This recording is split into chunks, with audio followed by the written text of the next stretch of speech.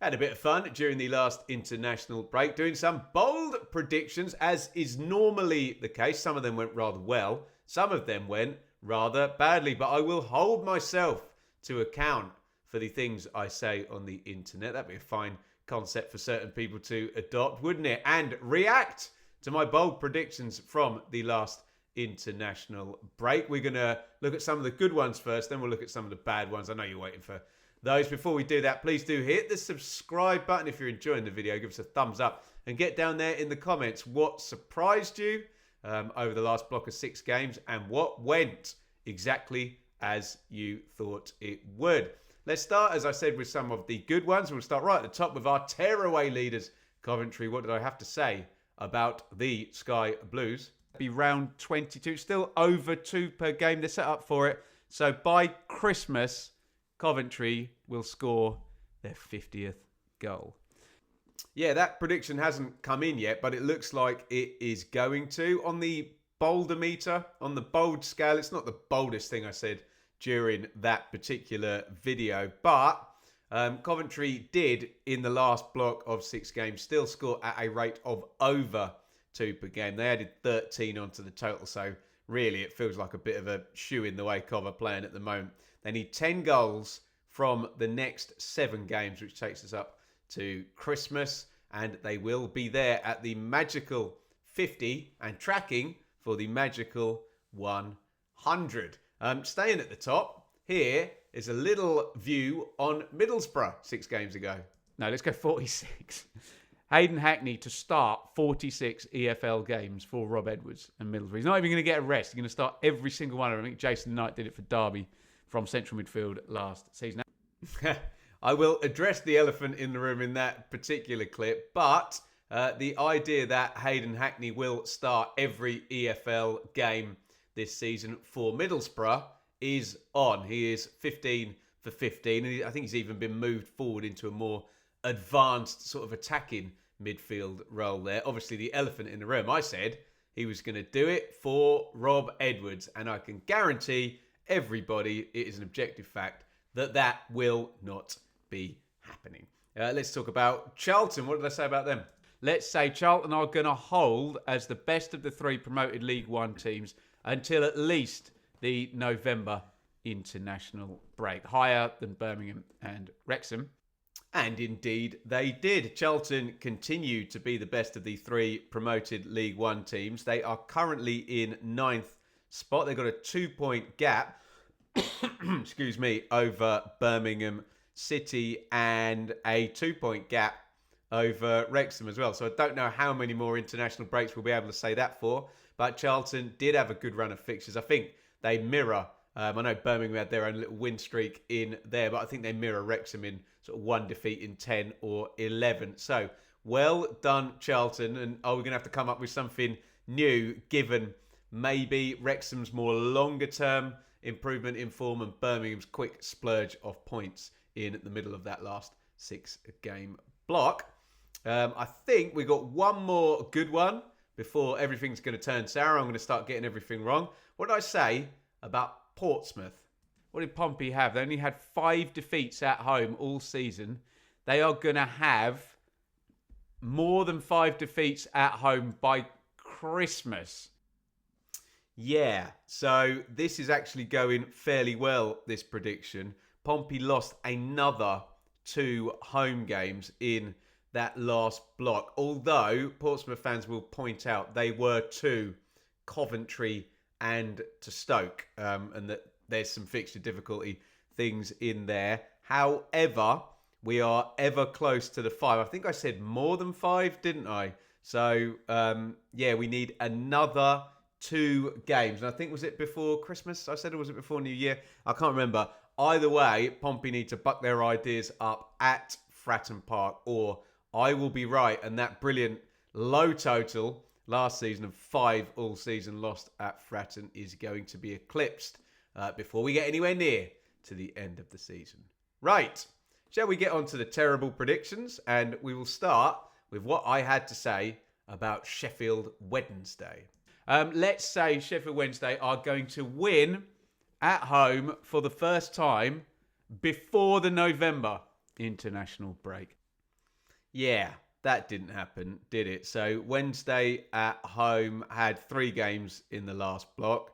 They lost to Middlesbrough, and you can see where I maybe was being less bold than I could have been here. They lost to Oxford. That was an opportunity. And the big one, the massive opportunity, was beleaguered Norwich in midweek after the administration was confirmed and the stadium was full and they had chances to win that game. And they didn't. So we're going to have to revise a new prediction for Sheffield Wednesday. They did not grab their first home win of the season in the last block, sadly. Let's talk about Derby County and draws. You'll like this one. Derby aren't going to get into winning ways just yet. They are going to keep drawing. They're going to be our draw kings. They are going to be out on their own. Derby will have the most draws in the division by the next international break in November. There's one brilliant clanging statement in that. Derby won't get into winning ways just yet. Yeah, they will. They've won 5 games on the trot, so that was wrong. And Derby not only are not out in front as the drawingest team, am I allowed to say that? The team with the most draws. They literally did not draw a single game in the last block of 6 because they've been too busy winning them. So completely wrong about Derby, giving us lots and lots of draws. Who has the most draws now? I think it's a tie between, sorry, I got the table pointing at home. I think is it Leicester and Wrexham? Wrexham with 6, yeah. Southampton with 6. And Leicester, are they there with 6? Yes, indeed. So, yeah, Derby not in the conversation, and very happy to be wrong because it's been a lovely winning run with no draws in sight for the Rams. Let's talk about Norwich, who've had less good time here, and I had less good time predicting what was going to happen. But let's not do the obvious one. Let's say Liam Manning will keep his job, but Ben Napper will not. I mean, this is what the bold predictions are all about. You go out on a limb. We knew things were unsustainable, could not stay the same at Norwich. The results went from bad to even worse in the last block. I think it was just that point, wasn't it? At Hillsborough in a game they could have lost as well.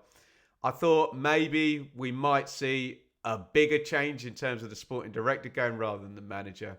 But come on, figure it out, Ben. In a battle between sporting director and manager, sporting director always wins, particularly this early in a sort of ownership tenure as we've had at Norwich. So, yeah, put my neck on the line there for good old Liam Manning, and it didn't happen. Ben Napper is currently finding a new manager for Norwich to replace Liam Manning. Let's go on to Hull City, who I was most wrong about with this prediction. Hull, in my head, are inconsistent, so I'm going to go for no consecutive outcomes, that being no win-win, no draw-draw, no loss-loss. And that's going to go for 12 games. No, it's not. And it flipped immediately, didn't it? So we went into that international break and Hull had gone loss, draw, win, loss, draw, win. And immediately I was wrong about this because they went straight off to Birmingham and won. So that gave them back-to-back wins. And then just to go like this to me, which to be fair, Hull have been doing all season. They've surprised me in the best way. They actually won a 3rd consecutive game against Leicester City. So not only did we get back-to-back outcomes, to be fair now, in the last 1, 2, 3, 4, 5 games, we haven't had them again. But Hull stuck a beautiful 3-game win streak in the middle of that 12 block I was forecasting. Against Sheffield United, Birmingham and Leicester. And finally, a video about me effing up predictions wouldn't be correct if it didn't have me talking about Ipswich in it. Ipswich are going to go 40 games unbeaten. When was it? It was Leeds in August of 2023. So yeah, they're not going to go the full 3 years. Doesn't really count because they weren't in the division last year. But let's say 40 games undefeated at home. You'll love this. I was getting all excited about Ipswich's brilliant home record that went back, was it 26 games, I said. The very next fixture at Portman Road, ladies and gentlemen, drum roll please, Ipswich 0, Charlton 3. Goodbye, long EFL undefeated home record. I suppose there is a bit of solace. They won the next home game, and then they put 2 wins on the board away from home as well, did Ipswich. But still, my predictions of a further 14 games undefeated at home fell on deaf ears, didn't they? Nathan Jones had other ideas about that great win for Charlton at Portman Road. There we go. A little bit of fun for you there, reacting to my bold predictions from last time out. And guess what? This is the prelude to some more bold predictions. We'll try and get them up on the channel either tomorrow or the next day as we plough through the barren landscape of the international break. Get down there in the comments, hit subscribe, thumbs up, and let me know your thoughts on my reactions to some good and some clangingly awful bold predictions.